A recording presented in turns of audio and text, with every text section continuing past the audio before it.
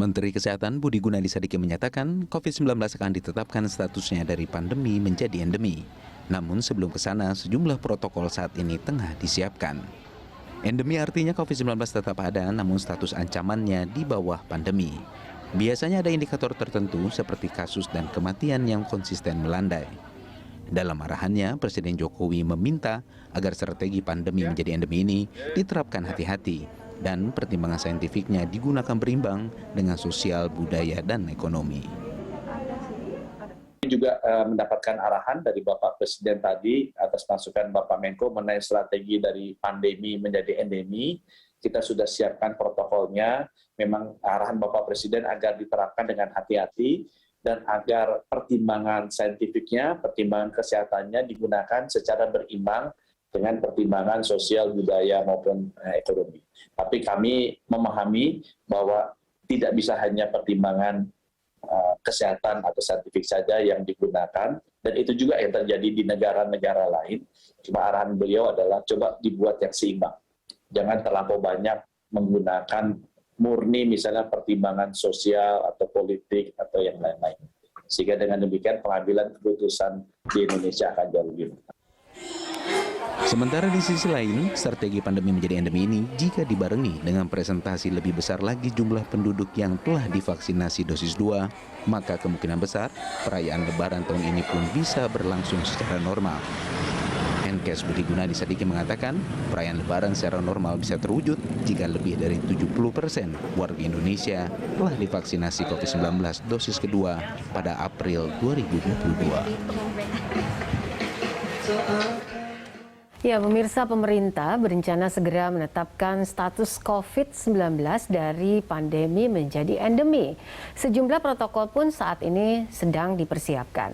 Nah, jika dibarengi dengan presentasi lebih besar lagi jumlah penduduk yang telah divaksinasi dosis 2, ini maka kemungkinan besar perayaan Lebaran tahun ini pun dikabarkan bisa berlangsung secara normal.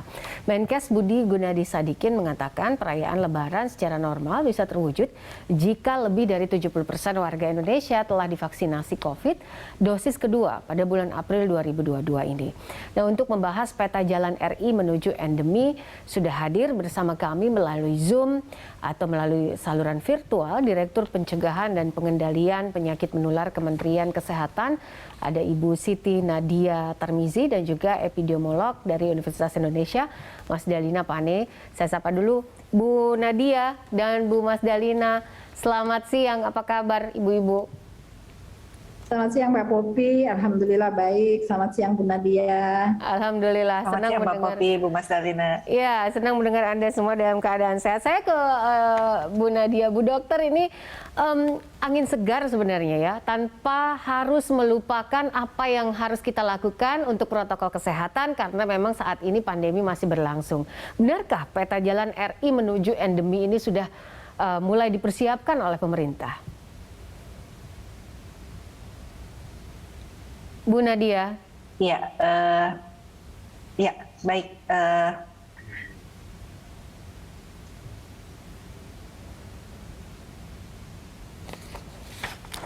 Ya, baik, Mbak Popi. Silakan Ibu. Halo. Oke, baik Mbak Popi. Jadi kalau kita lihat ya, mengapa kita cukup optimis bahwa kita bersiap-siap menuju bagaimana pandemi ini terkendali ya. Artinya melihat pertama apa yang kita hadapi pada saat ini dengan peningkatan kasus yang didominasi oleh varian Omikron. Memang banyak kasus-kasus yang positif terkonfirmasi, tetapi memang gejalanya lebih ringan dan bahkan tidak bergejala. Dan kita lihat bahwa vaksinasi memegang peranan kunci bagaimana kemudian tingkat kematian dan tingkat kebutuhan untuk perawatan rumah sakit ini bisa kita turunkan pada saat terjadinya gelombang ketiga saat ini. Yang kedua adalah walaupun kita menghadapi peningkatan kasus ya, bahkan puncak kasusnya melebihi daripada varian Delta, aktivitas kita yang kita lakukan itu tidak seperti pada saat kita mengalami varian Delta, di mana kita menarik rem darurat, bahkan semua kegiatan hampir kita kurangi, bahkan kita hentikan ya, termasuk kegiatan aktivitas-aktivitas keagamaan, aktivitas-aktivitas sosial dan lainnya. Tapi pada saat ini kita melihat bahwa pembatasan kegiatan tetap ada, tapi tidak seperti yang kita lakukan pada saat varian Delta. Jadi melihat dengan kondisi-kondisi ini dan juga melihat negara-negara lain yang juga sudah mulai mencoba hidup berdamai dengan COVID-19, ini tentunya menjadi suatu yang proyeksi kita ya, bahwa kalau kita cukup yakin, cukup optimis untuk bisa mengendalikan pandemi ini, memasuki yang kita sebut sebagai transisi ke arah epidemi, dan nanti betul-betul kita menjadikan penyakit ini menjadi penyakit endemis, yang artinya penyakitnya itu tetap ada. COVID-19 mungkin tidak bisa kita nolkan kasusnya, dia mungkin tetap ada bersama kita, tapi yang penting adalah kita bisa mengendalikannya. Kalau terjadi peningkatan kasus, kita bisa lokalisir, kita bisa kurangi, dan dia tidak mengganggu sistem-sistem yang lain, termasuk sistem ekonomi, perdagangan, sistem sosial, maupun sistem aspek-aspek masyarakat lainnya. Oke, baik. Saya ke Bu Mas Dalina. Bu Mas Dalina, apakah saat ini kondisinya masih bisa dikategorikan aman kalau kita bicara soal peta jalan RI menuju mempersiapkan untuk endemi? Menurut Anda seperti apa? Ya, sejauh ini kalau kita lihat data, kita masih belum mencapai puncaknya sebenarnya ya kalau kita lihat. Karena apa? Kasus kelihatannya turun minggu ini, tetapi testing kita juga turun dan positivity rate kita malah meningkat. Minggu lalu positivity rate kita di 17,4%,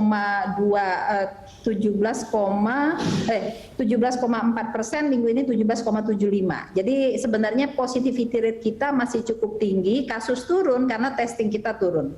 Kalau kita ekstrapolasi sebenarnya 2 kali mestinya dapat kasusnya. Apakah pembandingnya dengan Delta misalnya begitu ya? Kalau untuk severity tentu berbeda dengan Delta karena Omicron memang cukup ringan, tetapi jangan lupa kematian kita terus meningkat. Artinya kasus itu berkali-kali kita katakan, kasus itu bisa kita sembunyikan. Caranya apa? Caranya nggak usah tes. Kalau kita lihat di 22 Februari itu di berbagai sosial media ada istilah Hari Greges Nasional gitu ya. Cukup banyak orang yang sebenarnya suspek tapi kemudian tidak datang ke pusat-pusat pelayanan kesehatan untuk dites. Ini yang kemudian membuat jumlah tes kita juga menurut kami turun. Nah, jadi ini yang menjadi perhatian kita. Apakah kita memang benar-benar sudah bisa mengendalikan? Karena kemarin itu kasus kematian kita udah di 1% sebenarnya dari data yang ada ya, dan dia terus meningkat. Jadi kasus bisa kita sembunyikan, tetapi kematian itu tidak bisa kita sembunyikan. Karena itu saat ini yang harus kita lakukan adalah bagaimana mengendalikan Omicron ini sampai dengan kita memang benar-benar aman dan terkendali. Apakah ke depan kita akan menuju endemi? Ya pasti. Semua negara pasti akan menuju endemi ke depannya. Nanti tinggal statement dari WHO untuk mencabut situasi pandemi dan kemudian menetapkan dia menjadi endemi, itu tentu sudah ada protokolnya juga. Nah, kita harus mengikuti itu juga memang. Oke, baik. Bu Nadia, ini kan dibilang bahwa sebenarnya Omikron bisa sembuh, tapi ternyata memang kita tidak bisa menyembunyikan kondisi kematian. Kematiannya meningkat, walaupun mungkin data yang dimiliki oleh Kementerian Kesehatan saat ini sudah mulai ada penurunan di rumah sakit. Nah, ini bagaimana nih soal testing yang tadi menjadi catatan Ibu Mas Dalina? Kemudian juga soal kesadaran masyarakat soal testing ini. Karena kan ketika mengalami gejala, tadi yang Ibu Mas Dalina bilang, Hari Greges Nasional gitu, tapi nggak ada yang berani begitu, atau menganggap bahwa ini biasa aja, flu biasa aja gitu. Padahal kita tahu kita masih di dalam situasi pandemi.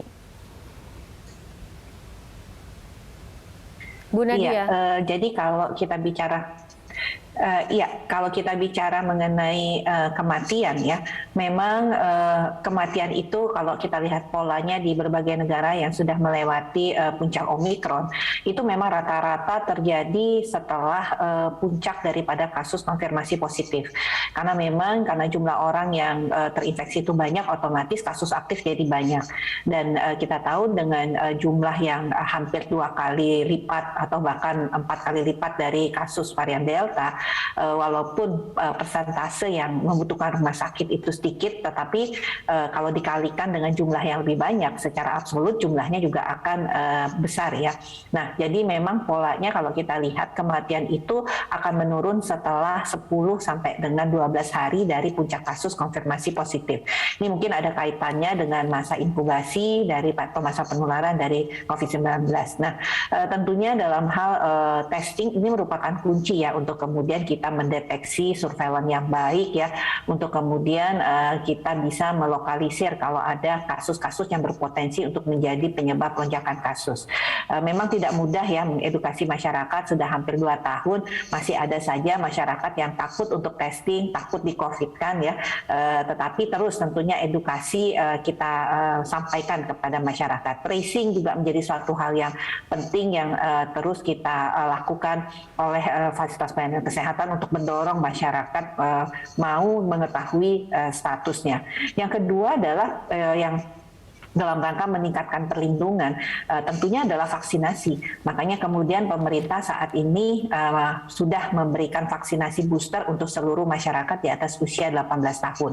Ini yang pertama. Yang kedua adalah selain mengejar cakupan vaksinasi primer yang 9% pada dosis 1 dan sekitar 32% pada dosis kedua ya, yang tentunya kita juga mencoba untuk mempercepat gap para penerima vaksin yang sudah terlewat dari jadwal menerimakan vaksin dosis kedua ya. Jadi kita bisa lihat ada 20,8 juta masyarakat yang sudah terlewat dari jadwal vaksinasi dosis kedua. Nah, ini yang kita juga saat ini kita kejar untuk bisa mereka ini mendapatkan vaksinasi dosis kedua, dan juga kalau memang sudah terlewat 6 bulan mereka harus mengulang dari dosis pertama.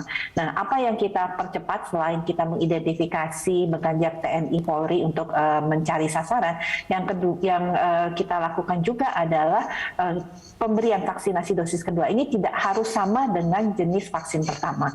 Jadi ini tujuannya supaya tadi ada perlindungan individu, dan yang kedua adalah perlindungan di dalam komunitas juga segera terbentuk. Oke, baik. Bu Mas Dalina, apa yang menjadi catatan Anda sehingga dengan kondisi saat ini pemerintah bisa terus menerapkan selain tracing misalnya, kemudian juga soal kesadaran masyarakat yang harus mungkin kemudian dibangun kembali. Catatan Anda soal ini? Ya, yang pertama tentang konsistensi di dalam kebijakan. Jadi banyak komunikasi publik dan komunikasi risiko yang disampaikan bahwa kita sudah membaik, sudah melewati misalnya puncak kasus. Tetapi permasalahannya kemarin diumumkan pemerintah bahwa tidak ada lagi wilayah yang level 1, semua naik ke level 2. Lalu yang kedua, yang level 3 meningkat dari 99 menjadi 108. Level 4 meningkat dari 4 menjadi 7. Artinya kalau PPKM itu kemudian meningkat statusnya, itu kan pembatasan yang dilakukan kepada masyarakat yang akan memberikan pengaruh pada masyarakat, dan itu menunjukkan bahwa kondisi pengendalian memang belum konsisten untuk turun. PPKM itu salah satu didominasi oleh vaksin karena cukup banyak memang vaksinasi yang dosis 2 belum mencapai target. Saat ini masih kalau dalam hitungan kami 53,6% baru vaksinasi kita. Masih cukup jauh menuju 70%. Nah, ketika kita bicara tentang booster keempat, pemerintah sempat menyatakan akan ada booster keempat. Jangan bicara booster keempat dulu. Yang cakupan 2 dosis saja kita belum beres ini PR-nya.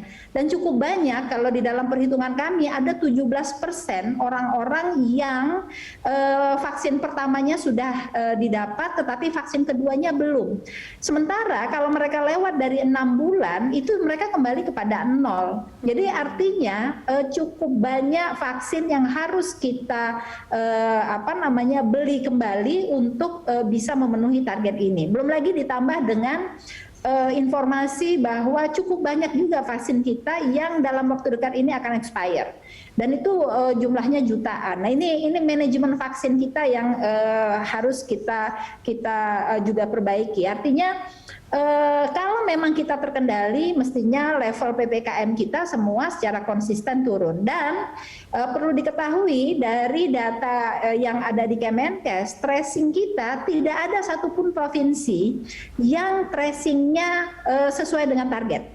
Apa itu targetnya? Target tracing utama itu adalah 80% kasus baru itu mampu dilakukan tracing, dan tidak ada satupun provinsi yang mencapai target itu. Oke. Kemudian mengapa mereka tidak mampu mencapai target tersebut? Karena sudah tidak terkejar lagi. Sejak Januari sebenarnya teman-teman di provinsi itu sudah mengirimkan surat, ke Satgas sudah kirim surat, minta dibantu. Apa yang mereka minta bantu? Bukan komunikasi publik, bukan kepakaran, bukan 3M, 3M yang mereka minta. Mereka minta bantuan tracer yang sampai hari ini itu tidak bisa dipenuhi. Karena apa? Karena sudah tidak terkejar lagi jumlah petugas kita di lapangan dengan jumlah kasus yang meningkat dengan sangat signifikan. Nah, jadi ini yang menjadi PR kita. Tracing kita tidak mencapai target yang diharapkan. Baik. Nanti kita akan lanjutkan perbincangan dan juga diskusi. Kita simak informasi terkait penerimaan vaksinasi COVID secara nasional. Ya, ini dia vaksinasi yang pertama. Ini sekitar 190 juta lebih pemirsa.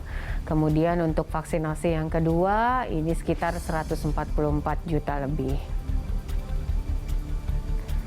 Selanjutnya untuk data vaksinasi COVID nasional untuk vaksin ketiga, ini untuk booster begitu ya, di 10.187.505. Sementara untuk target vaksinasi nasional kita itu sekitar 208.265.720.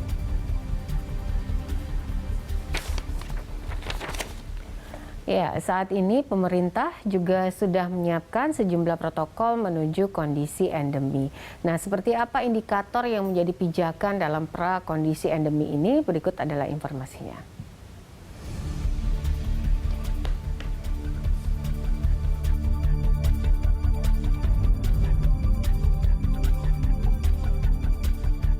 Ya, ini adalah indikator dari prakondisi endemi pemirsa, di mana tingkat kekebalan masyarakat yang tinggi, kemudian juga untuk tingkat kasus yang rendah berdasarkan indikator dari WHO, kemudian kapasitas respon fasilitas kesehatan yang memadai, dan menggenjot vaksinasi dosis kedua dan booster terutama untuk lansia.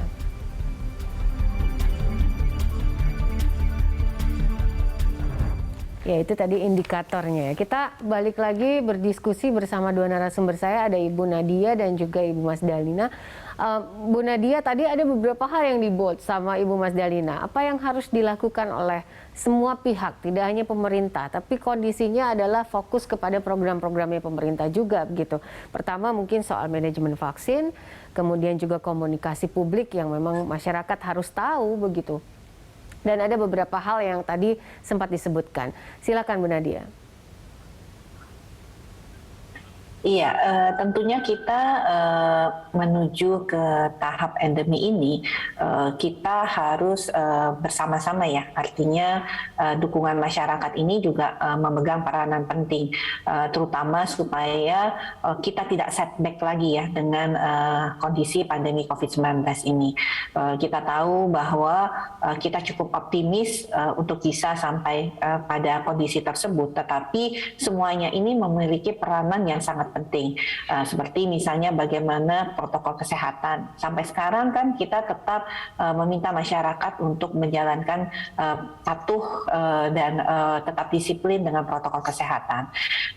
Kedua adalah percepatan vaksinasi. Jadi ini menjadi kunci bahwa saat ini kita punya stok vaksin yang cukup ya, dan tentunya memang pengelolaan ini terus kita perbaiki, tetapi di sisi lain juga partisipasi masyarakat untuk memahami bahwa jangan menunda-nunda vaksin. Ini yang pertama. Yang kedua, jangan pilih-pilih vaksin. Apalagi saat ini kita sudah mengambil kebijakan vaksin dosis 1, dosis kedua untuk percepatan itu bisa menggunakan vaksin apapun. Dan vaksin booster pun juga menggunakan vaksin apapun yang tersedia. Jadi tidak perlu menunggu satu jenis vaksin tertentu sehingga menunda kembali ya untuk dosis tersebut. Nah, ini yang menjadi hal-hal yang penting. Yang ketiga adalah mengetahui secara dini. Ini menjadi penting sekali bahwa mengapa kemudian testing, tracing, dan treatment tadi harus betul-betul dilakukan. Kalau kita positif, kita isolasi, itu adalah mencegah penularan.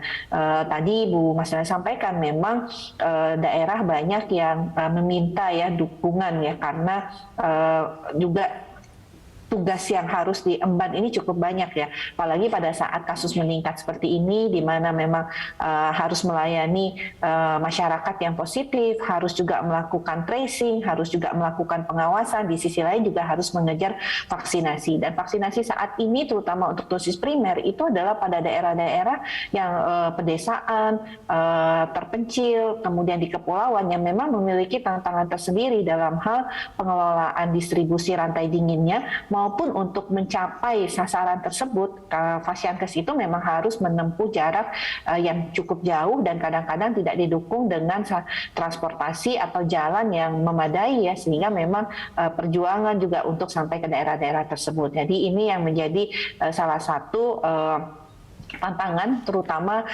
menyelesaikan vaksinasi sampai saat ini. Oke, baik. Bu Nadia, ada sekitar target tadi ya, kalau kita lihat 208 juta lebih vaksin begitu. Ini targetnya rencananya kapan akan diselesaikan, Bu Nadia?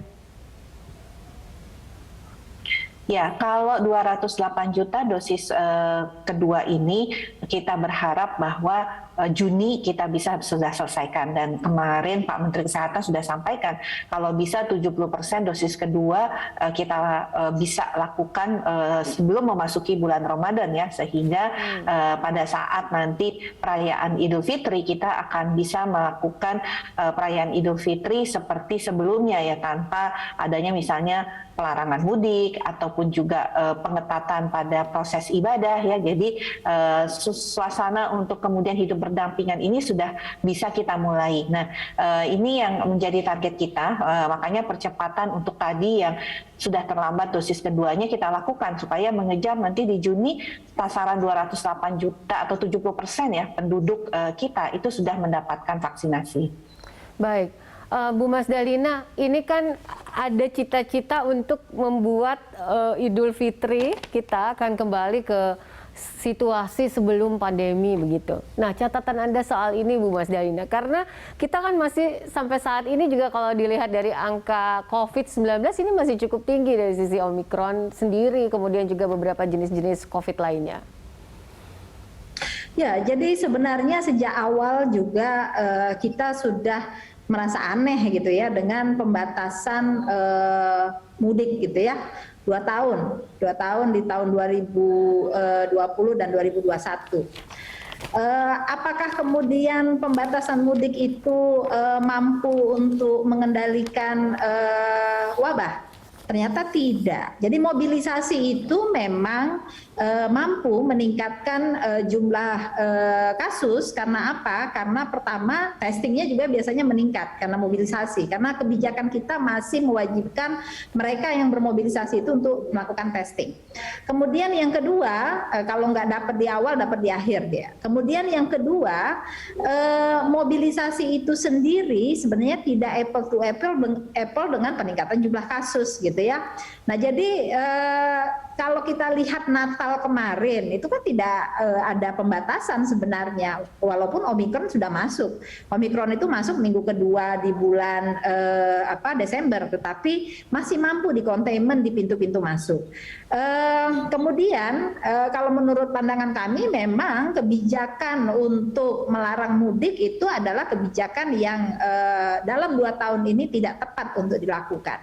Sekali lagi selalu kita katakan bahwa jika pengendalian itu, basic control itu tepat sasaran, sebenarnya kehidupan masyarakat kita itu mestinya tidak terganggu.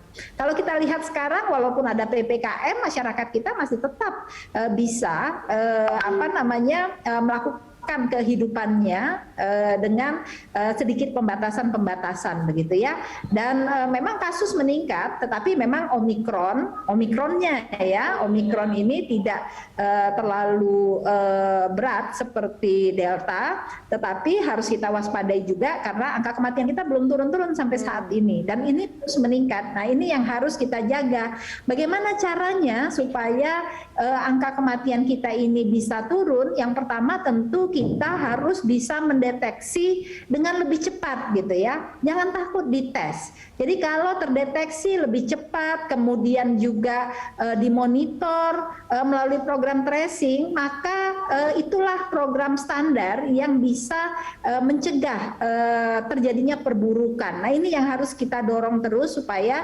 testing dan tracingnya itu berkualitas. Oke, baik. Bu Nadia, tanggapan Anda soal ini?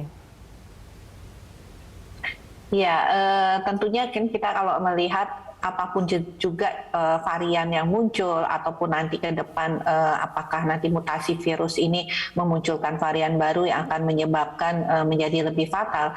Kita tahu kuncinya kan pada prinsipnya adalah bagaimana 3T, 3M dan vaksinasi ya. Dan kelelahan mungkin setelah 2 tahun pandemi ini bisa saja terjadi ya, bukan hanya di masyarakat tetapi juga pada tenaga kesehatan dan juga pemberi pelayanan ya. Nah, tentunya kita harus kembali selalu ingatkan bahwa kita ini masih dalam perjuangan.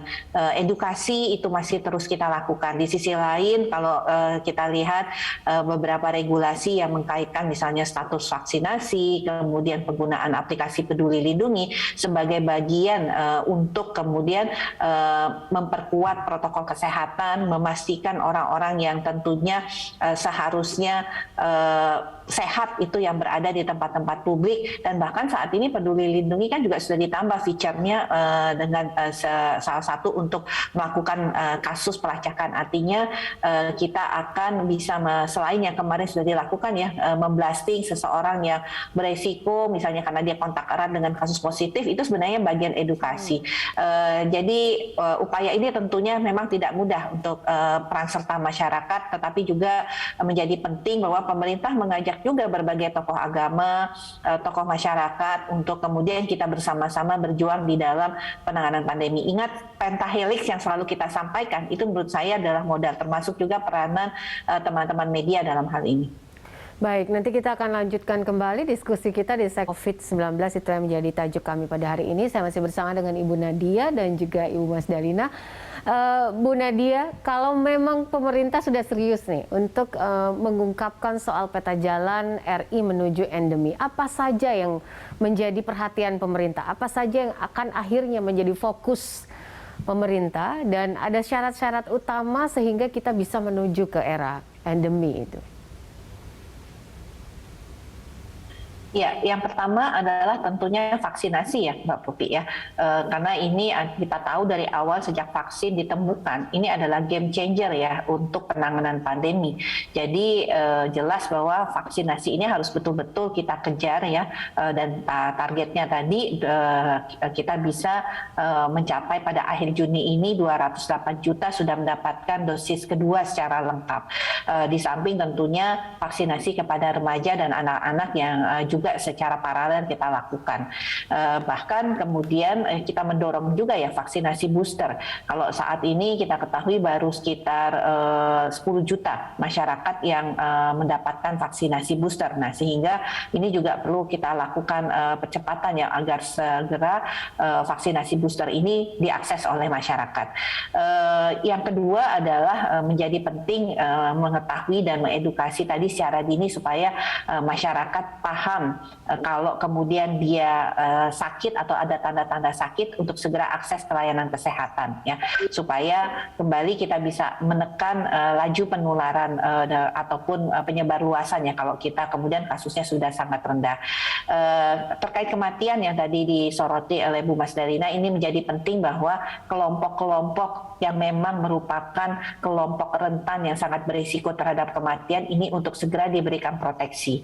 Artinya kita tahu lansia, komorbid yang lebih dari satu itu menyebabkan tentunya faktor resiko yang sangat besar terhadap keparahan dan kematian. Lansia jelas kita harus percepat karena mereka cukup tertinggal ya, hanya 70% sampai saat ini. Dan yang paling penting sekarang kita sudah berbicara bagaimana mengendalikan penyakit-penyakit komorbid. Jadi pengendalian penyakit-penyakit tidak menular seperti diabetes, hipertensi, penyakit kardiovaskular, obesitas, kemudian kolesterol itu harus menjadi bagian edukasi, dan gaya hidup yang sehat itu harus diterapkan ya, karena ke depan kita akan hidup berdamai dengan Omikron. Tentunya resiko-resiko kelompok rentan ini harus ditangani dengan baik, dan kita tahu ini sebenarnya perbaikan kualitas hidup kita juga ya dengan mengendalikan penyakit-penyakit tidak menular ini. Baik, Bu Mas Dalina, terakhir mungkin apa saja yang menjadi catatan Anda sehingga jika kita ingin menuju ke endemi, apa yang harus menjadi perbaikan untuk semuanya? Baik, peta jalan itu tidak boleh sangat health oriented, nggak boleh hanya dari sektor kesehatan saja. Maka peta jalan itu harus melibatkan cukup banyak sektor yang terdampak oleh pandemi ini. Jadi kementerian-kementerian yang terkait, perhubungan, kemudian pariwisata, ekonomi, itu juga harus terlibat di dalam pembuatan peta jalan. Tetapi yang terutama adalah masyarakat itu harus hadir di dalamnya. Perwakilan masyarakat yang membawa aspirasi masyarakat di dalam setiap kebijakan itu harus hadir di dalam peta jalan tersebut. Itu yang pertama. Kemudian yang kedua, peta jalan itu harus komprehensif, tidak hanya health oriented saja. Karena apa? Karena penyelesaian pandemi ini tidak bisa hanya dari sektor kesehatan saja. Kemudian yang ketiga, harus ada skenario. Apa itu skenarionya? Skenarionya jika kemudian ada VOC baru, apa yang harus dilakukan? Masing-masing kementerian melakukan apa? Masyarakat melakukan apa? Itu harus sudah tertata di dalam peta jalan. Jadi tiga hal itu menurut pandangan kami menjadi hal yang krusial dalam roadmap atau peta jalan yang harus dimiliki oleh pemerintah. Baik. Terima kasih Bu Mas Dalina dan juga Ibu Nadia untuk diskusi pada siang hari ini. Semoga kita memang bisa ya menuju peta jalan RI menuju endemi ini, dan semua masyarakat terutama ya harus betul-betul sadar untuk tetap menjaga protokol kesehatan. Terima kasih Ibu-ibu, salam sehat selalu, selamat siang. Terima kasih, sehat-sehat Bu Nadia. Terima kasih, sama-sama.